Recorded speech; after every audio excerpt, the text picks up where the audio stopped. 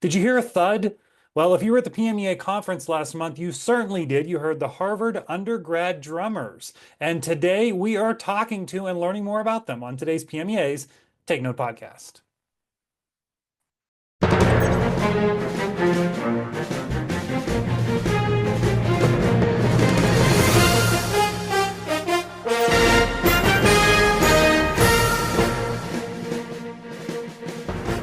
Welcome to this edition of PMEA's Take Note podcast. I am Mark Despotakis, and so if you were with us, what was it, just over a month ago at Kalahari in the Poconos, and you were with us at the Thursday night concert, you saw a group that was, we saw a couple great groups, but one that was really, really interesting for a whole variety of reasons, known as THUD, the Harvard University Undergrad Drummers. So we loved the performance so much that we were like, all right, we have to dive deeper into this and just learn a little bit more about it. So I'm delighted today to have some members of THUD here with us. Silas Camp, who just waved to us there, and Annie Udasan.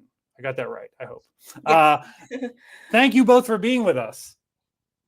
Thanks for having us. Thank you so much for having us. So it was just wonderful to see what you put together in the performance, and we'll talk a little bit more about that as we go along. But what I really would like to start out doing is I want to learn about both of you first. So tell us a little about you and how you got to Harvard, because while THUD is exciting and all that, getting to Harvard is actually very exciting and pretty cool too. So Silas, let me start with you. Tell us about yourself and what got you to Harvard. Yeah. So my name is Silas. I was born and raised in the Chicago area.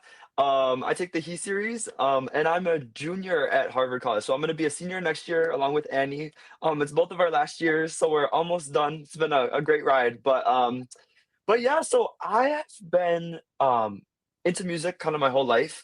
I was in as soon as I could join choir at my school. I was in choir.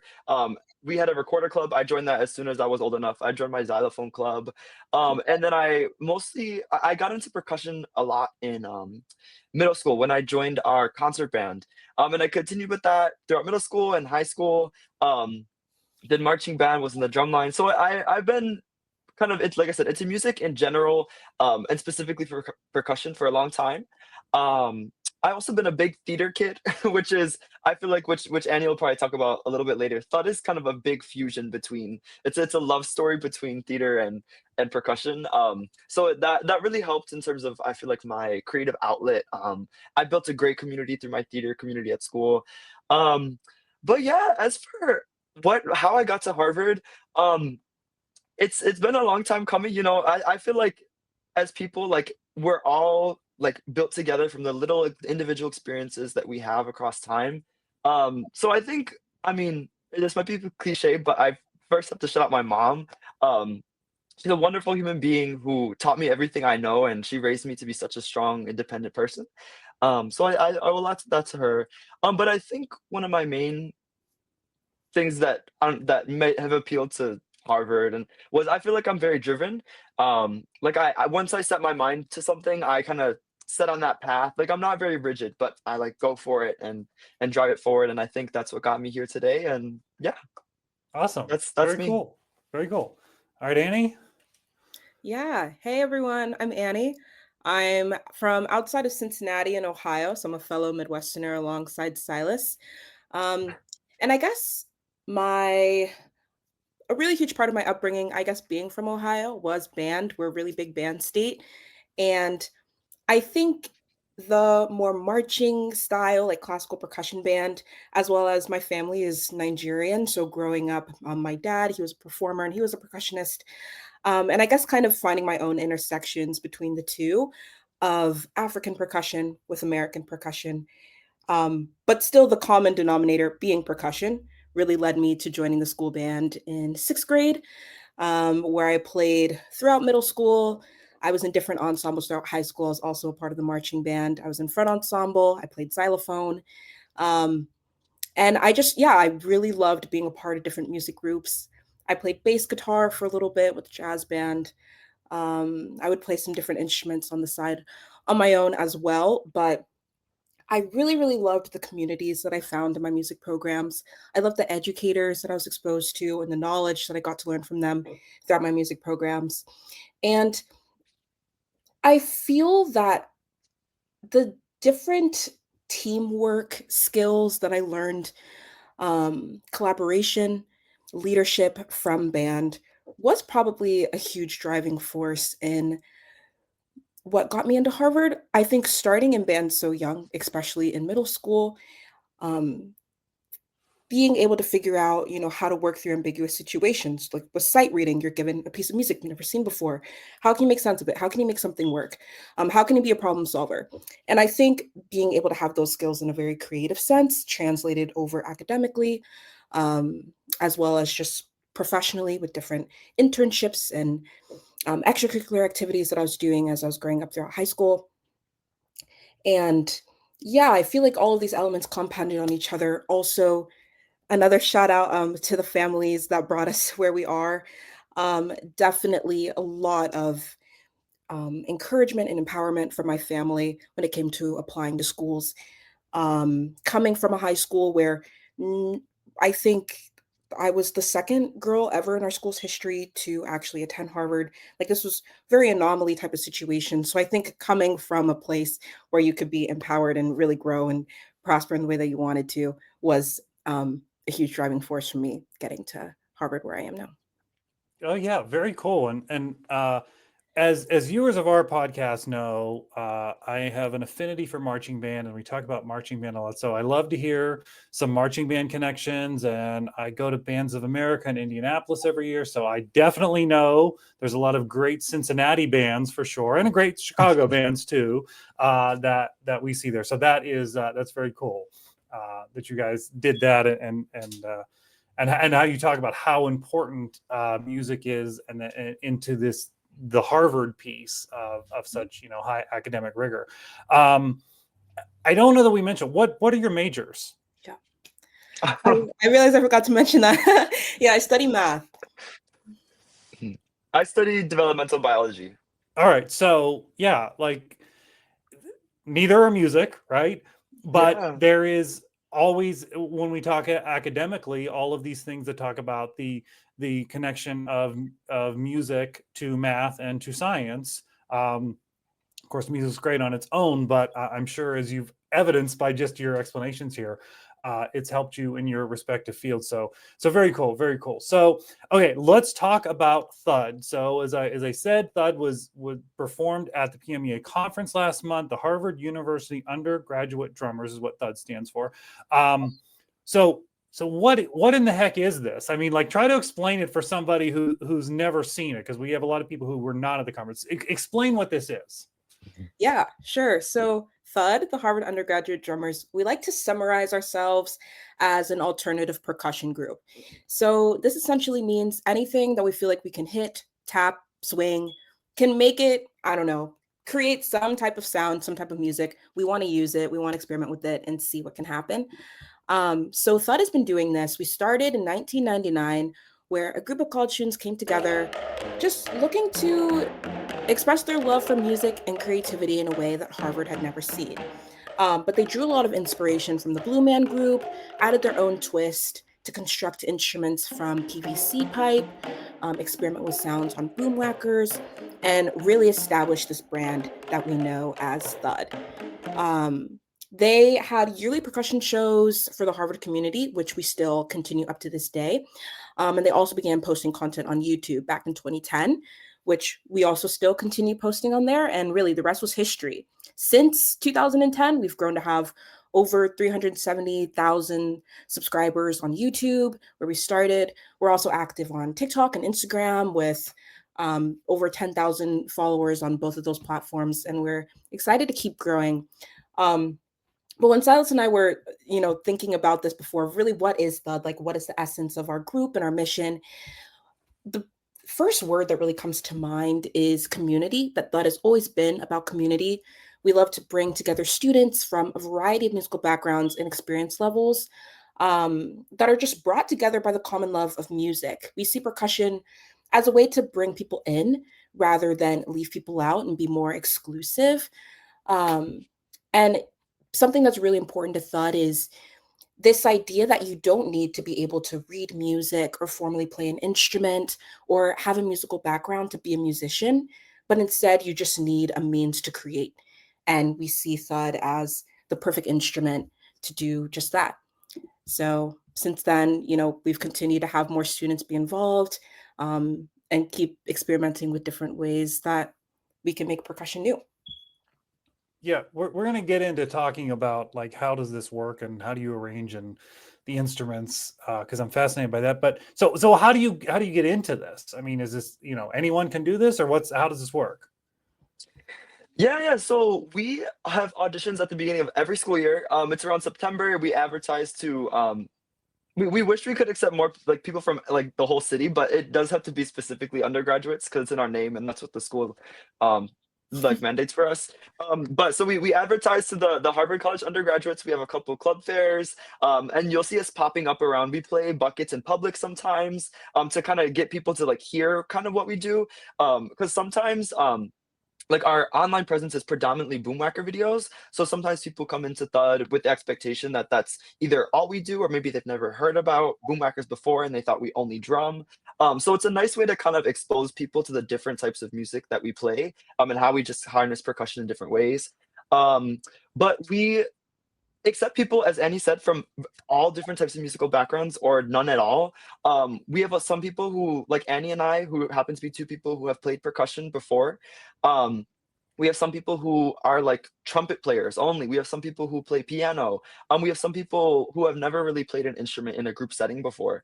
But really, what we're looking for in that process, like also what Annie was saying, is we really want to see how you can turn music into a collaborative creative process, where like if you make a mistake, for example, like you're able to take that mistake, kind of catch what you did in the process and see maybe if you can like go take that and go running from there. Like, can you evolve from that little slight change that you didn't expect? Can you make that into a new rhythm? Can you cross that rhythm to another rhythm that someone else is playing on the table down the line if we're doing a cup song or something like that? Um so yeah, we really, so many different backgrounds, people, cultures, in our group, and I think that's really something that we cherish. Because even beyond the music, I know for me personally, and I'd imagine for Annie as well, THUD is a very big part of like my home on campus. Um, I feel connected to so many of our members on such a deep level. Um, and that's a result of everyone putting in their all musically, socially, bringing themselves to rehearsal and being ready to kind of take on that rehearsal process while also making sure that we um, really find that grace for each other. But yeah, so after they get in, we host a week long uh, thing called Camp THUD, which is where we kind of introduce people once again to all these different like examples of how we play music. So even for people who have played percussion before, they maybe have never touched a Home Depot bucket or a boomwhacker. So we teach people like, oh, like here's this really long tube. Here's where you should put your hand. We hit them on our thighs. Here's what percent of the boomwhacker you should strike your thigh with. Like, is it 1/3? Is it 2/4, etc. Yeah, and we show people a whole bunch of different techniques. We have a big closet in our main music hall, which is where we have all of our instruments. So we open the doors to the closet, toss everything out, and then people can just kind of walk around and see, kind of get an idea of what potential they can have throughout the school year, and like get them started to think about ideas like, oh, I really could make a song out of these old glass wine bottles, or like, oh, like I can make a cool rhythm with these spoons, something like that. Um, so yeah, we tend to have that really exploratory period after auditions, and then from there we kind of hit the ground running and start making concrete music, which I'm sure we'll talk about a little bit more later. But yeah, that's our main process. Yeah. Okay. So we're going to get into that in 1 second. But before we get there, so I was looking at your website, like, okay, so Silas, you're the logistics co-chair. Like, okay, I get that. Like, I kind of get what that means, right? Okay, Annie, tell us, what is a vision queen? That is your title. What is that? Yeah, that's a good question. I think my role is kind of very all encompassing. I'm trying to remember how it came about. I think we were just in I don't know, like a group meeting one time, and I brought up an idea and someone was like, that's vision. Like she has vision. We're like vision queen, like visionary, and it just stuck. And then it was on the website. But I guess like how I see myself as vision queen is kind of just like maybe THUD is a very creative group and people come with amazing ideas. And sometimes the hardest part is just figuring out how to synthesize everyone's ideas into something that is cohesive and something that we can market. Um, and so I feel maybe my role as Vision Queen sometimes comes in of like figuring out how to piece together everyone's ideas into something that we can then actually see a vision for, hence the name, I guess. Yeah. But yeah, so I feel like that's kind of been my contribution to THUD so far. So that's a perfect segue then, because that leads into my question of, okay, how do you do this, right? So if people saw this, you know, there was the performance you did for us was thematic, but that they're thematic in that, the music, you did some like Wizard of Oz and Wicked stuff, which was great, and then there was some costumes included that made that work, but then you're playing it on all of these different instruments, as Silas was explaining, like what's in the closet, and it was like, yeah, you brought the closet out and there it was, and you showed all of us that. Well, that just obviously just doesn't happen. Like there's so tell us this process. We could probably spend hours on this, but like, tell us this process of like, how are you arranging? How are you picking a show? How are you arranging the flow? What instrument you're using here? Who's in the ensemble? I mean, that's probably like 50 questions in one, but like, how in the world do you do this and put this whole thing together? Yeah, that is. I mean, here, so I want to split in half. Maybe I can talk about how we pick show theme, and you can talk more about like from the show theme how we arrange. Perfect. Yeah. Yeah. So when it comes to terms of picking a show, after we onboard our new members from the audition process, we will typically keep one of our rehearsal slots for brainstorming all potential ideas that we could do for a show. So this looks like us bringing out a chalkboard in the music hall. One person's just jotting down notes and people are really just spitballing ideas that they think could be fun. We'll typically, like, I want to say we'll start with a chalkboard full of ideas and we just keep voting to condense down. Okay, now we've collected top 20. From there, we'll vote again, condense it down top 10 until we get to top 3. And we go along from there. Sometimes what ends up happening is for show themes that people are really attached to or we really want, we'll try to take themes or like plot holes from those and encapsulate it into the major theme that we find, like how we landed on Wizard of Oz for this past year. I think we were honestly between having Wicked and Wizard of Oz, but we decided like, why not just get both worlds and combine it? So yeah, that'll typically, I guess, to finalize our show theme is probably about 2 hours, like one rehearsal slot. And then from there, we assign some roles for music arranging and composing, which I can pass it over to Silas to explain. Yeah. So, after we pick our show theme, so every single show, which we have once a semester, we have basically a couple staple pieces. Like we have always have a piece that's mallets. So we'll have a marimba, we'll have a xylophone. We have some non-mallet percussion in there too, like a drum kit or some auxiliary percussion. But it's a much more melodic, traditional percussion type song. And that one is something that we use software like MuseScore for. So we designate 1, 2, 3, actually not 1, 2 or 3 people to write the song over either winter break if it's in advance or like a couple weeks before we start rehearsing. They get together and they kind of draw from some themes that already exist from that general show theme. So like for Wizard of Oz, like we search for certain popular songs, like Popular or like The Wizard and I from Wicked, or actually Popular is also from Wicked. But yeah, so we use MuseScore for some of the more melodic pieces, like Boomwhackers as well. Boomwhackers is actually an essential. Music score is really essential for that. You could argue mallets is a little bit flexible if you teach people like in person, but with mallet or with boomwhackers, we have to use MuseScore to we assign colors to each individual note on the sheet music. Um, so you write the song and then you go in and say, I want all of my A5 to be blue. I want all of my G flat fours to be pink. And then, for example, Annie would be assigned all of the pink notes in that song, and I'd be assigned all of the blue notes in that song. So then I take that, I search through my massive Boomwhacker inventory, and then I grab all the notes corresponding to the blue color. So it's a very essential way to get us organized. And that's something we also go over in Camp THUD is talking a little bit about how to read sheet music. It's not something that we dive into a ton because at rehearsals, the person next to you might know how to read sheet music or the person across the hall. So that's another time where we do a lot of collaboration in terms of making sure people have the right notes and such things. But yeah, so we have a couple people write those. We also have a designated bucket song with our Home Depot buckets. So we order those orange buckets from Home Depot, take a hammer, knock off the bottom rim of the Home Depot bucket. There's like if you look closely at them, there's like a little lip on it to kind of keep it flat on the floor. But it makes a more muted sound if you hit that rim while it's on. But if you knock it off, it makes more of a rim shot, kind of like striking like lightning bolt. So we take that off. We make a bucket song with that. We also always have a cup song. Those two are a little bit more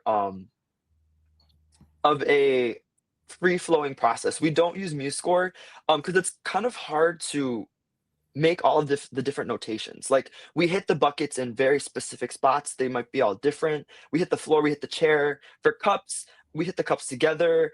We hit them with our neighbors. So it's kind of hard to capture that in the time frame, the short semester time frame that we have on sheet music. So this is something we tend to do a lot of videos. It's good to capture positioning. It's good to kind of like commemorate what happened in one rehearsal and like make a log of that so you can see in the next rehearsal, here's what we did last time, here's how we can improve from there. So yeah, for more of the rhythmic alternative percussion, it tends to be much more collaborative, and like every rehearsal is something new and you're not starting from a blueprint. You're building it from the ground up all together at once. Yeah, so that's kind of some of our main piece writing process. And then in terms of the production, we're also completely student run. We have an advisor, but for the most part, we tend to do the majority of our production and we do all of our piece writing on our own. So a lot of it is community outsourcing. Like a lot of my friends helped us sell tickets. They came to the shows, passed out programs, sold tickets. Some of our other members, they had friends who came and did our lights for us, so they did our sound for us.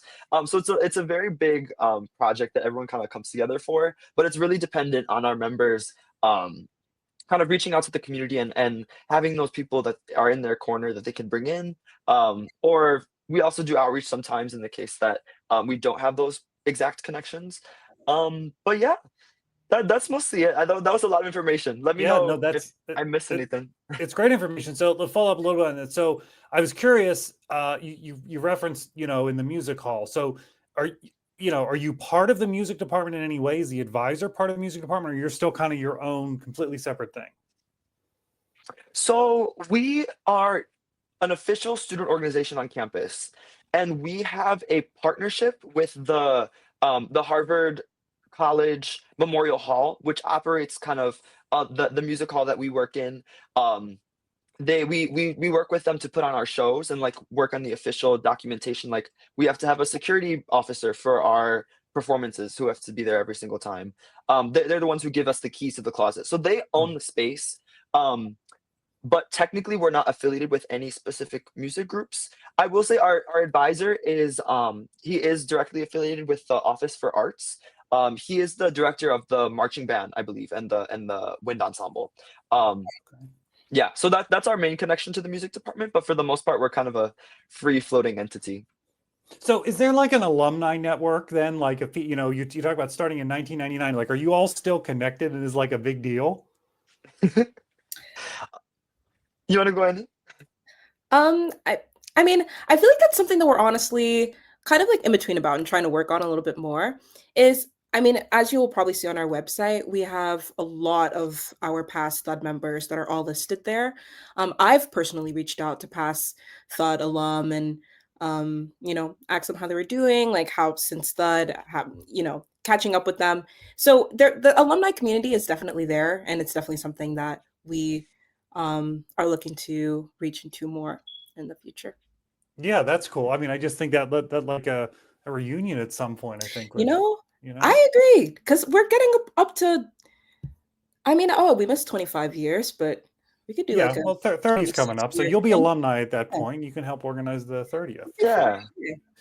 Yeah. Okay, so you came to PMEA to perform. Like, is this something that like do you travel around? Like, and how frequently? Because again, you're studying at Harvard, which is a lot of work in and of itself. So, like, how's that work? How often are you traveling around? Yeah, so we as far as I've been here, the PME is actually the farthest I've ever gone for a music specific gig. And the best, right? Oh, absolutely. For sure. It was so much fun. It's so Yes, I'm fun. excited to be a partner again. It was so amazing. Yeah. Um, yeah, for the most part, we tend to do a lot more local, shorter performances. This was our first time ever bringing our basically our entire show Yeah. to a place. So that was amazing to do.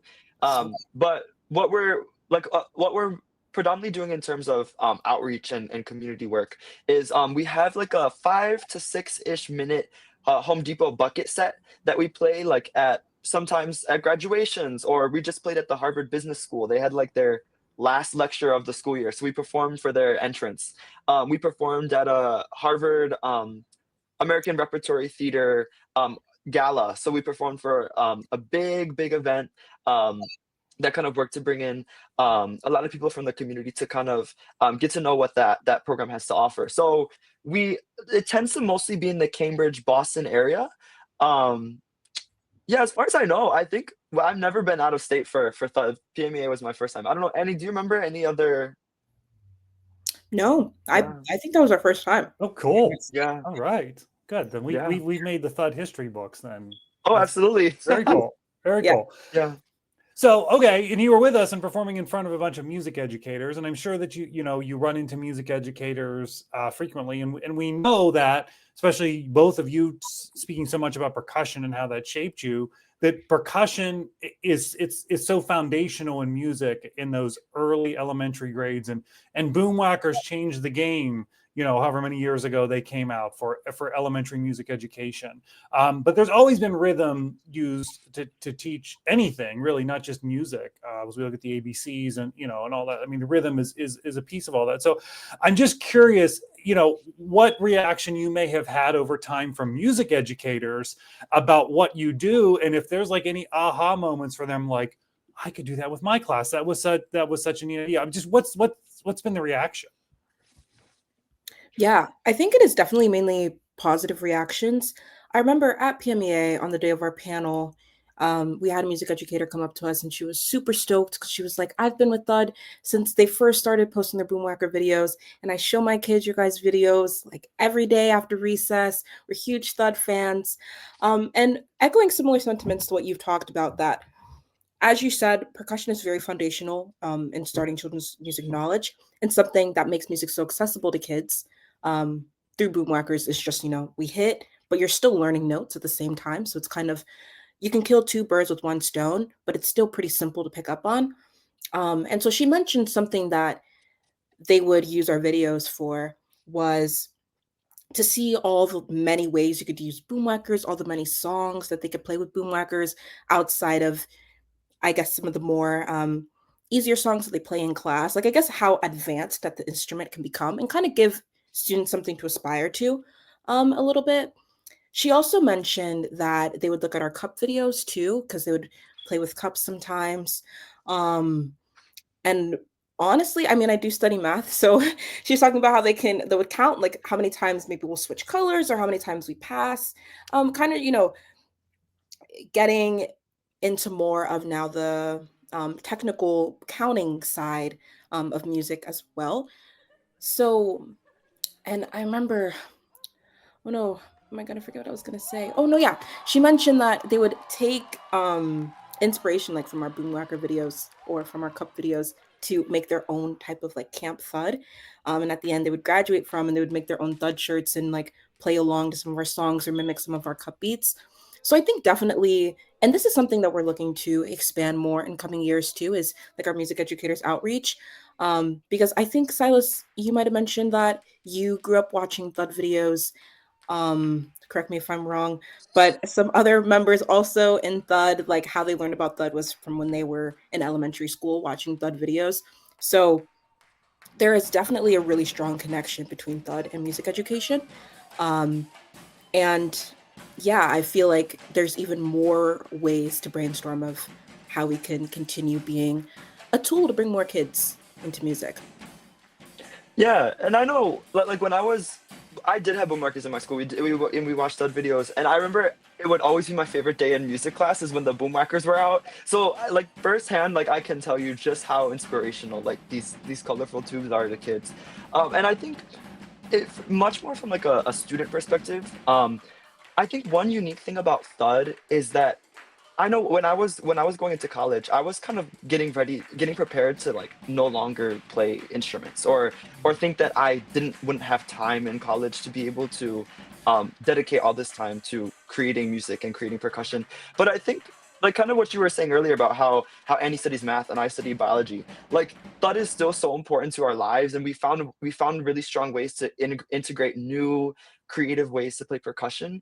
Um, Throughout our college experiences. So I think it's really inspiring to students to see us as role models in the sense that we're able to keep up with our professional goals and our educational goals while also being able to still have that strong community in percussion.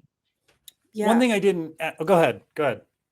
Oh, I think one thing I was gonna echo too was, I guess, also like this new sense of agency you get over your music as well. Because I think growing up in middle school through high school, where a lot of music is arranged and composed for you, sometimes you can add a little twist. But I guess to be an environment now where you get to completely kind of like make your own music, or there's no rules, is also, it's super fun and super inspirational, and definitely has kept me in music a lot longer than I thought I was going to be. So before we were talking a little bit about like, how does this work and how do you create it? One of the things that I didn't ask, and it made when you were talking about the cups part, because I watched you the cups part, I'm like, okay, that's a lot of coordination. That's, so on average, like how much are you coming together to rehearse a week? Mm. I don't know. Can't believe I forgot to say that. That what we rehearse 4 hours a week, like Okay, specifically. wow. So we have a 2 hour Sunday afternoon rehearsal. We also have a 2 hour Monday night rehearsal. Wow. Okay. I mean, that's like, that isn't a lot to do what you do. No, Like that's, I Yeah. mean, that's super yeah. impressive. So, okay, tell us where people can find you. What's the website? What's the socials? Where can everybody find you? Yes. You can find us on YouTube, the Harvard Undergraduate Drummers. You can also find us on Instagram and TikTok at Harvard Undergrad Drummers. Our website, Harvard Undergrad Drummers. Our email, Our undergrad drummers at gmail.com. yes, yes. And please do reach out. Like we really love to interact with the community and people that watch our videos. Sometimes we do like little cameos or special shout outs for schools or anything. So yeah, definitely reach out to us. It was really an honor to be on the podcast today as well and speak with you. Well, Yeah. thank you guys for being here. Actually, I just followed your TikTok page a week or two Oh, ago, and I'm looking through some of these, like you're just having fun, and like it's just yeah. it's a good time, and I just like you're kind of raw on there, which is just people love it. Mhm. It's very cool. So, you guys are awesome, Silas and Annie. Thank you for being with us. Thanks for being with us at PMEA. Thanks for sharing today. We appreciate it. Yeah, Yeah. thanks so Thank you so much. much, Mark. And thank you all for being with us on this edition of PMEA's Take Note podcast. We want to thank our sponsor, the Grove City College Department of Music. We will see you next time.